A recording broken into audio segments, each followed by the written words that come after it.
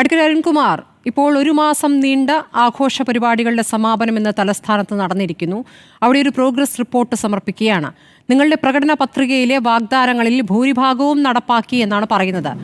Progress report എന്ന് പറയുമ്പോൾ പരീക്ഷ എഴുതുന്നവർ തന്നെ അതിന് മാർക്കിടുക എന്നൊരു കാര്യം കൂടി ഉണ്ടല്ലോ.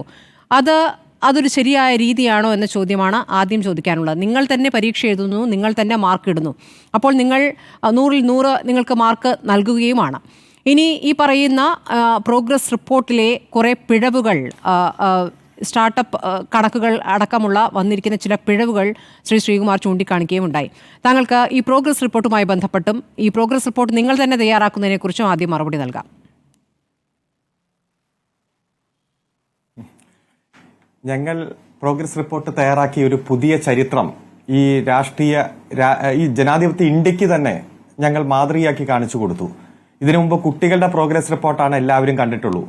സ്മൃതി, താങ്കളുടെ മക്കളുടെ പ്രോഗ്രസ് റിപ്പോർട്ട് കണ്ടിട്ടുണ്ടാവും. പക്ഷെ രാഷ്ട്രീയ പാർട്ടിയുടെ പ്രോഗ്രസ് റിപ്പോർട്ട് കഴിഞ്ഞ ഒരു 5-6 കൊല്ലമായിട്ടാണ് നമ്മൾ കാണുന്നത്. 9 കൊല്ലമായി. ആ പ്രോഗ്രസ് റിപ്പോർട്ടിൽ എന്തൊക്കെയാണ് പ്രകടന പത്രികയിൽ പറഞ്ഞത്, അതിൽ നടപ്പാക്കിയത് എന്തൊക്കെ എന്നതിനെ കുറിച്ചിട്ടാണ് വിശദീകരിക്കുന്നത്. 2016 LDF ഗവൺമെന്റ് 600 കാര്യങ്ങൾ പ്രകടന പത്രികയിൽ ഉൾപ്പെടുത്തി. ആ 5 വർഷവും കൃത്യമായി പ്രോഗ്രസ് റിപ്പോർട്ട് ഇറക്കി നടത്തിയ കാര്യങ്ങൾ ജനങ്ങളെ അറിയിച്ചു, നടന്നുകൊണ്ടിരിക്കുന്ന കാര്യങ്ങളുടെ പ്രോഗ്രസ് അറിയിച്ചു, അതുപോലെ പെൻഡിങ് നിൽക്കുന്ന വർക്കുകൾ എന്തൊക്കെയാണെന്ന് ജനങ്ങളെ അറിയിച്ചു.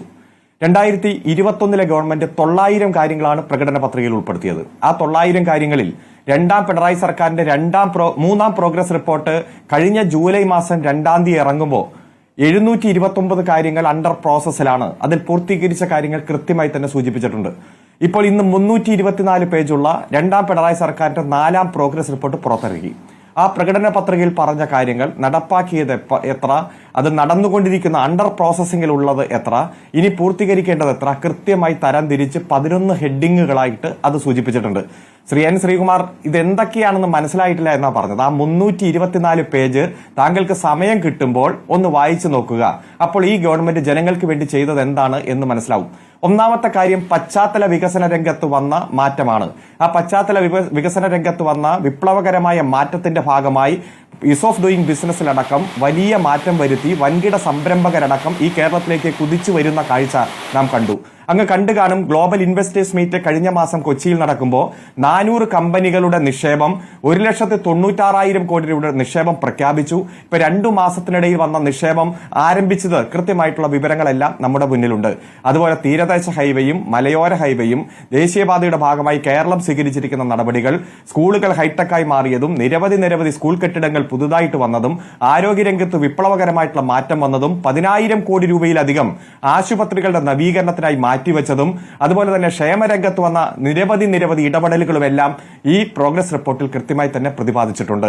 അങ്ങക്ക് അറിയാവുന്നതുപോലെ ഈ കേരളത്തിലെ 62 ലക്ഷം ജനങ്ങൾക്ക് കൃത്യമായി 1,600 രൂപ വീതം 992 കോടി രൂപ ഒരു മാസം വിതരണം ചെയ്യുന്ന തരത്തിൽ ക്ഷേമ പെൻഷനുകൾ കൃത്യമായി നടപ്പാക്കുന്നു. 2 മാസത്തെ കുടിശ്ശിക ഇനിയുമുണ്ട്. അത് അടുത്ത മാസം വിതരണം ചെയ്യുമെന്ന് പറഞ്ഞിട്ടുണ്ട്. ആ കുടിശ്ശിക വരാനുള്ള കാരണമൊക്കെ നമുക്ക് കൃത്യമായിട്ട് അറിവുള്ളതാണ്. അതുപോലെ തന്നെ ആരോഗ്യരംഗത്ത് ഈ രാജ്യത്ത് തന്നെ ഏറ്റവും കൂടുതൽ സൗജന്യ ചികിത്സ കൊടുക്കുന്ന സംസ്ഥാനമായി കേരളത്തെ പ്രഖ്യാപിച്ചത് ദേശീയ ഗവൺമെന്റ് ആണ്. 30 പേരെ എടുത്താൽ അതിൽ ഒരാൾക്ക് സൗജന്യ ചികിത്സയാണ്. അതായത് ഈ 7,000 കോടി രൂപ ഈ രാജ്യത്തെ 30 ലക്ഷത്തിലധികം പേർക്ക്, ഈ സംസ്ഥാനത്തെ 30 ലക്ഷത്തിലധികം പേർക്ക് വിതരണം ചെയ്യുന്ന തരത്തിലേക്ക് മാറി. അങ്ങനെ ഓരോ രംഗത്തും ക്ഷേമ പദ്ധതികൾ കാര്യക്ഷമമാക്കി. അതുപോലെ അടിസ്ഥാന വികസന രംഗത്ത് കൃത്യമായ ആശയങ്ങൾ നടപ്പാക്കി. പ്രകടന പത്രികയിൽ പറഞ്ഞ ഓരോ കാര്യങ്ങളും നടപ്പാക്കി മുന്നേറുന്നു. നമുക്കറിയാം, ഇവിടെ കൃത്യമായി പട്ടയം 4 ലക്ഷത്തിലധികം പേർക്ക് പട്ടയം വിതരണം ചെയ്തു. UDFന്റെ കാലത്ത് വിതരണം ചെയ്തതിനേക്കാൾ കൂടുതൽ, അതായത് ഈ കഴിഞ്ഞ 4 വർഷം കൊണ്ട് 4,956,000 പേർക്കാണ് പട്ടയം വിതരണം ചെയ്ത് ഭൂമിയുടെ ഉടമസ്ഥന്മാരാക്കി മാറ്റിയത്. അതുപോലെ ലൈഫ് പദ്ധതിയുടെ ഭാഗമായി 5,47,553 വീടുകളുടെ പണിയാണ് ആരംഭിച്ചത്. അതിൽ 4,51,631 പേരെ വീടിന്റെ ഉടമസ്ഥരാക്കി മാറ്റി അവർക്ക് താക്കോല് കൈമാറ്റം ചെയ്തിരിക്കുകയാണ്. അത് സ്റ്റാർട്ടപ്പുമായി ബന്ധപ്പെട്ടുകൊണ്ട് ചില കണക്കുകൾ അങ്ങ് പറഞ്ഞു. UDF ഗവൺമെന്റ് അധികാരത്തിൽ നിന്ന് പോകുമ്പോൾ ഈ കേരളത്തിലെ സ്റ്റാർട്ടപ്പുകളുടെ എണ്ണം വെറും 3000 ആയിരുന്നു. എന്നാൽ ഇന്ന് 2025 9 വർഷങ്ങൾക്ക് ശേഷം സ്റ്റാർട്ടപ്പുകളുടെ എണ്ണം 6,400 ആണ്. ആ സ്റ്റാർട്ടപ്പിന്റെ ഭാഗമായി തൊഴിൽ കിട്ടിയവരുടെ എണ്ണം 64,000 തൊഴിൽ കിട്ടിയിരിക്കുന്നത്. ഈ ഗവൺമെന്റിന്റെ ലക്ഷ്യം, ഈ ഗവൺമെന്റ് പോകുന്നതിന് മുമ്പ് അല്ലെങ്കിൽ പൂർത്തീകരിക്കുന്നതിന് മുമ്പ് കൃത്യമായി 1 ലക്ഷം പേർക്ക് തൊഴിൽ കൊടുക്കുക എന്നതാണ്. സംരംഭ സംരംഭകർ പുതുതായി ഇനി 1 ലക്ഷം പേർക്ക് എത്ര മാസം കൊണ്ട് ഇനി തൊഴിൽ കൊടുക്കുമെന്നുള്ളതാണ്. സംരംഭങ്ങളുമായി ബന്ധപ്പെട്ടുകൊണ്ട് 1 ലക്ഷം പേർക്ക് എത്ര മാസം കൊണ്ട് ഇനി തൊഴിൽ കൊടുക്കും? ഇവിടെ യെസ്, അതായത് ഞാൻ അങ്ങ് ആദ്യം സൂചിപ്പിച്ചല്ലോ, ഇപ്പോ 400 പുതിയ കമ്പനികൾ ഇവിടെ 1,96,000 കോടി രൂപയുടെ പുതിയ സംരംഭങ്ങൾ പ്രഖ്യാപിച്ചിരിക്കുന്നു.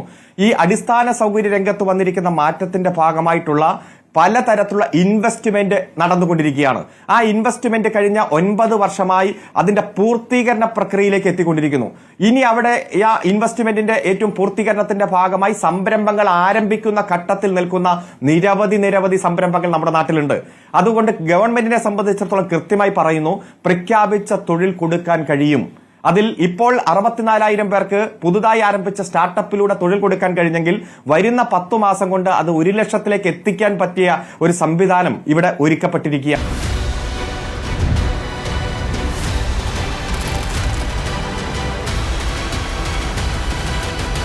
ഡിബേറ്റ് വിത്ത് സ്മൃതി പരുത്തിക്കാട്.